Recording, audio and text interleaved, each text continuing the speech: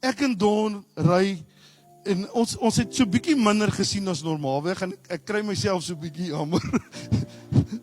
En ons gaan staan by die mooiste plek, waar die mooiste waterstrome, en gaan lees bietjie Psalm 23, ons gaan nog daaroor praat volgende week ook verder. En ek sit so, en nou wil ek met Don 'n grap maak, julle. Julle moet nou nie dink daar soveel luiperds dat daar agter elke boom 'n luiperd is nie, hoor. Ek sê vir Don, daar is 'n luiperd. En Don sê vir my, ag, Ali, word net ernstig. En sy sit so en kyk en sy sê, daar beweeg 'n stert. Julle, die Here hoor my hart vanmôre. Don is my getuienis.